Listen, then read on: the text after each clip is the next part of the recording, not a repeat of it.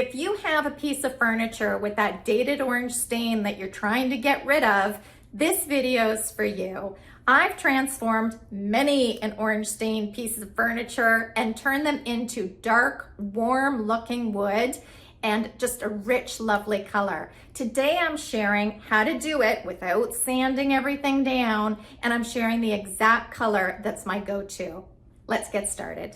Now, I've been working on furniture a long time, and I've transformed quite a few orange stained pieces, and I have a particular color that I use to do this, to turn it into a beautiful warm looking wood, which I'll share in just a bit. But first, here's the plant stand that I found at my local thrift store selling for $9.99, and it was 50% off. So for $5, it was a steal of a deal. Later in the video, I'll be sharing the same plant stand selling for $116, and that's the sale price. When I saw that, I was pretty pleased with this purchase. Once I got the plant stand home, I started by removing the price tag using my heat gun and painter's tool. I don't know what kind of glue is on these price tags lately, but they do not budge. Maybe it's so people don't do swap tagging at the stores. It's really a thing. I've seen it. No judgment. I know that people are having a hard time, but I do know that these price tags are really difficult to get off lately. After the price tag was off, I gave this wood stand a good cleaning with white lightning and then rinsed off all the residue with a clean sponge and clean water.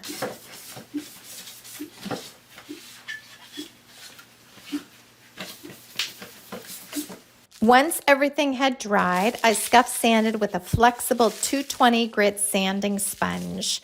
Flexible sanding sponges are awesome if you have any rounded legs or rounded edges on your furniture. So they create some tooth on an existing finish for better gel stain adhesion. The best part about using gel stain is you don't have to sand down to bare wood. Gel stain is an oil-based tinted stain that works more like a paint as it sits on top of an existing finish. It's translucent and looks like a stain, however, it doesn't penetrate the wood like a traditional stain does. And honestly, this saves a ton of time. So once I finished scuff sanding, I removed the sanding dust and it was ready for gel stain application.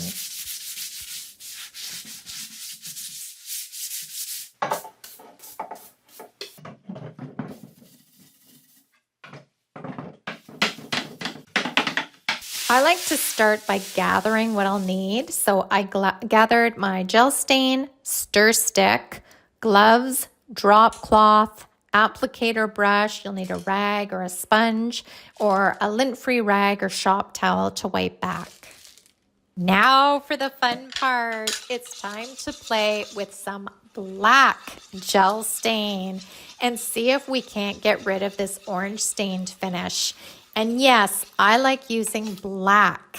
It does seem a little intimidating because it is so dark, but just wait until you see what results it produces over this existing orange stain. Just one coat of black gel stain usually gives an orange stained finish a dark wood look with warm undertones. And I like applying the gel stain with a chip brush. It gives me a painterly feel. Some people prefer using a sponge brush or a lint-free rag to apply their gel stain. Any of the above works very, very nicely. So have some fun and try them all out to see which you prefer working with. I also like working in manageable areas, and manageable sections or areas may mean different things to different people. If you have a large tabletop and are experienced using gel stains, a comfortable area for you may be half the tabletop at one shot, or maybe the entire tabletop in one shot. If you have little to no experience using gel stains, I suggest applying it to maybe one spindle at a time. That could do the trick. And just work in sections. Do what feels comfortable to you. I like following the structure of a piece. I did the top, then the bottom, and then I did one spindle at a time. I dipped my brush into the gel stain, painted it onto the existing scuffed finish, and just look at how beautifully this gel stain applies. Now I'm using the No Pain gel stain from Dixie Belle. I've used Minwax, I've used Varathane, I've used a variety of brands. It doesn't matter which brand you choose. They all apply very, very nicely. And the black in any brand will work beautifully. So it just depends on which brand you choose to work with, but black will definitely cover an orange toned finish. Once I apply a coat of the gel stain, I like using a shop towel to wipe back the excess stain until I have a nice coat of it remaining. And you can smooth this out as much or as little as you like. Just keep playing with it until you like the look. It's also buildable, so if the first coat is not dark enough for you, a second or third coat can be applied. I also have a full Q&A tutorial answering over 16 common questions on how to apply gel stain to a finished wood over on the Salvaged Inspirations blog, and I'll include that link in the descriptions or see more box down below. So check this out. What a difference just one coat makes.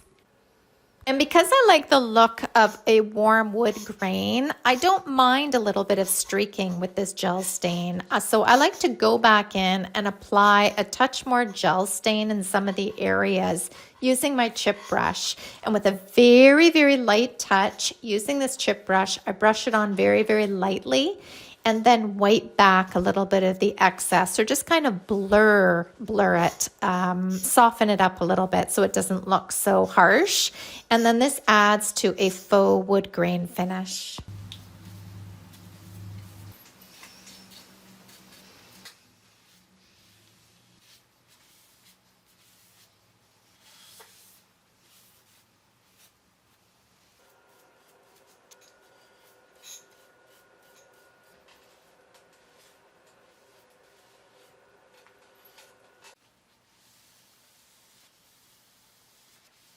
As a design feature to finish this plant stand off, I decided to take Anchor Black in all-in-one silk all-in-one mineral paint and paint the base or the feet. And I also painted the edges. And I come at them at an angle. I know that I've mentioned this in a ton of my videos, but so I don't have to use painter's tape and so I get an exact crisp line, I actually go in with my paintbrush on an angle, and this way it doesn't muck up the existing gel stained finish. Oh, and I should add, I do this more with a dry brush. I do not add a lot of paint. You want a more dry, well, obviously you have paint on your bristles, but you want it dry. Don't just dip into your paint and then start going at it at an angle, because you'll have way too much paint on the brush. But if your paint brush is on the drier side, this method works beautifully. After it was gel stained and painted, I waited 48 hours for my gel stain to dry. It is an oil-based product, so between 24 to 48 hours is required. No, I think I waited 24.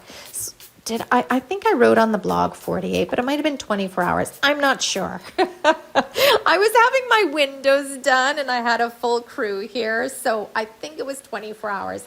Then to protect this plant stand, what I used was Gator Hide top coat. And this is easy to use. I make sure to give it a really good stir and mix it well. And then I applied it with an applicator sponge, waiting 2 hours of dry time in between coats. And Gator Hide is perfect for high traffic furniture or a piece that may get wet like a plant stand. It's super durable and not just water resistant, it's water repellent, so it's ideal. And just as a reminder, here's the before, $5. And here's the after, and what a difference. I mean, it went from the old dated orange stain to this beautiful warm looking wood. And I just love the design of the black on the bottom and the rim, and I think it's really cute now, and I can't wait to hear what you think. Oh, and I did mention that I wanted to share with you the plant stand, the exact same plant stand I found on Wayfair for the sale price of $116, and here it is in the light finish, which looks super cute as well. But let's go back to mine because I think for $5, this is looking pretty awesome. Thanks so much for joining me today, and I hope you love this little plant stand as much as I do. I certainly love the stain finish way better. So feel free to leave a comment down below. Let me know if you've ever tried gel stain or if you'd plan on trying gel stain after seeing this video. I'd love to know. So you can also find me over at salvagedinspirations.com, where I have over 600 furniture painting tutorials and DIY projects. Feel free to like and subscribe here on YouTube, and I'll see you again. Bye, guys.